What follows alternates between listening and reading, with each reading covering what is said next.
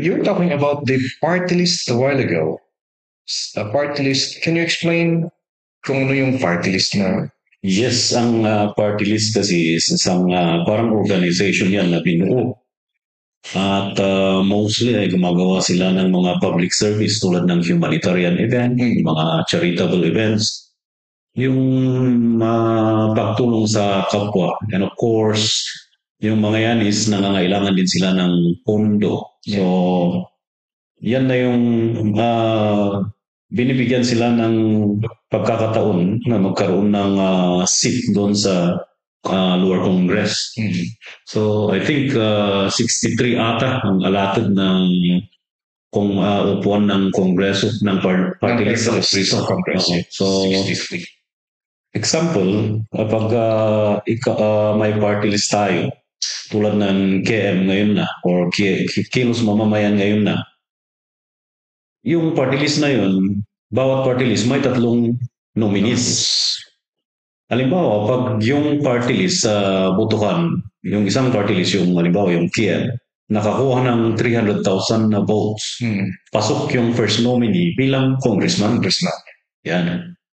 And then pag second 600,000 yung vote, pasok yung second nominee. Kapag 1 million, pasok yung third nominee. Kaya pasok lahat yung 3 yung magiging congressman ng party list na yun. So party list is a group, ano? Yes. It's a group and then it has this nominee. And then kapag yung group na yun nakakuha ng 1 million vote. Yeah, pasok yung 3 nominee nila. Sa isang grupo, 3 ang magiging Congress. Yes. Pero pag 300,000 lang yung na-reach ng vote, isa lang yung pasok na nominee sa kanila, which is, andito na yung first nominee, second nominee, third nominee. Halimbawa, sa Kilos Mamamayan ngayon na, ang first nominee natin is si Engineer Kenneth Tiron. Pag nakakuha yung KM ngayon na ng 300,000 vote, maging congressman si Kenneth Tiron. So, the second and third nominee of KM? Hindi ko alam kung sino. Pero from NCR ata yung second nominee. Then from Visayas Mindanao yung third nominee. KM, ano yung parang objectives ng KM? Kilos Mamamayan. Dami-dami nilang objectives. Yung tulad ng mga pag-aangat sa honorarium or magiging sahod na yung ng mga BHW, mga public servant natin. May mga desk sa bawat barangay na aasikaso sa mga mag-apply ng trabaho. Parang from the barangay is through the party list. Kung mag-apply sila ng trabaho, may allowance na ibibigay yung barangay sa kanila. And then, bukas center para sa mga medical patients na magpapacheck up. Okay. Marami pa. And then, insurance card. Yung insurance card is, kung member ka dun,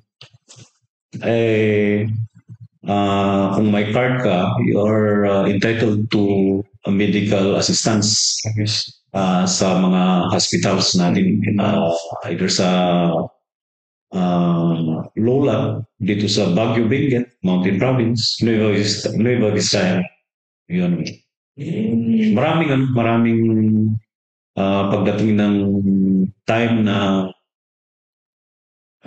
na campaign or before the campaign, marami nakasulat doon yung mga objectives ng care. Why did you choose that party list na sinabota? Among many others, kasi napakaraming ngayon. Yes, of course naman. First is, yung first nominee nila is kaiyan natin. Siguro. Kababayan natin dito sa Cordillera from Bukod and Kayapa. So, Engineer Kenneth Tiron. And then, of course, na-experience siya kasi naging ABC president ng SK La Union, nag-SK Federation, pumasok sa board member noong kabataan niya, kaya may experience yan. Tapos, engineer yan, and then yung father niya sa La Union is congressman. And then nakikita ko yung mga unique yung mga projects na yan. And then talagang seryoso na tao pagdating sa public servant. Public service. Kasi nakikita ko. So, ibig sabihin, parang this party list is parang you can say na Cordillera. Yes. Cordillera party list. Yes, kasi pag ito kasi ang mali sa hindi alam ng ibang kababayan natin. Iti party list gamin, dati-dati magbubutos tayo sa teacher party list, ibutos mo, kapunta teacher ka. Senior party list, ibutos mo, taga-punta senior ka. Kung ti question ni dyan, dapat opisina na, nakabasi ang dapat nagita nga party list. Which is different tata that we KM is mismo nga kailan tayo. Nagita gamin, nagbalinda nga congressman, kung natin ba ti budget iti regular congressman, parehas mo lang iti budget da. So kasi dyan, so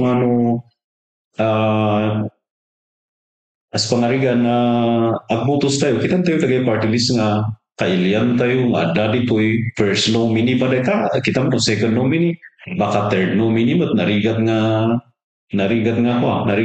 maala. Hindi agyan kay jay first nominee, kakawar mo kailian tayo ka lang, tapos pumasok nga congressman, isupay nga mangiungay iti pondo ito'y ayan tayo. Kasi we are 13 municipalities, but we only have one congressman, which is yun. yeah. So ibig sabihin, ang differential lang yung congressman ng party list, parang nationwide na congressman yan. Yeah. Not unlike the congressman ng district or province. Talagang doon ka lang sa syudad or sa province mo. Pero yung congressman ng party list, pwedeng mag-abot ng tulong sa ibang lugar kasi national na siya. Pero at least nakikita kayo parang tinatarget mo is yung sa barangay level. Which is doon mas yun ang parang sangay ng gobyerno na mas malapit sa mga local or yung mga common na tao. Kasi sila mismo yung takbuhan ng tao pag may nangangailangan sila. Yun. So nung sinasabi mo kanina na they do this one for the barangay, that is a unique na advocacy and cause, which is kasi sa atin lang naman di ka importante di barangay, di nag-pandemic, di nag-lockdown kundi importante kaya ti kapitan importante iti party list mo lang tusan tayo. So, importante iti may isang abutos tayo iti party list. So, kita tayo mo sino iti butos tayo. Hanga masayang dyan butos tayo. Iti Cordillera, 1 million lang iti butos tayo. Tapos, ito tayo pa lang iti dadlo mga party list nga ada iti dadlo mga lugar. Awanan ti para kanya tayo iti Cordillera. So, why not choose one nga ada matirumwar nga party list nga kakawar kailian tayo ito nga nominee. So, kasi iisa lang yung pwede mong iboto mo yun. Talagang out of last is out of 175. Isa lang yung pipiliin. So, napakahirap na decision, pero kung may napapakinggan tayong ganito, I'm not endorsing baka malintingan tayo dito, pero yun lang, unique lang sa akin yung parang tinarget na dyan baba. Tama nga yung natanong mo kasi marami kababayan natin ang hindi nakakaintindi, nakakaalam about sa party list. El Maestro Speaks Podcast.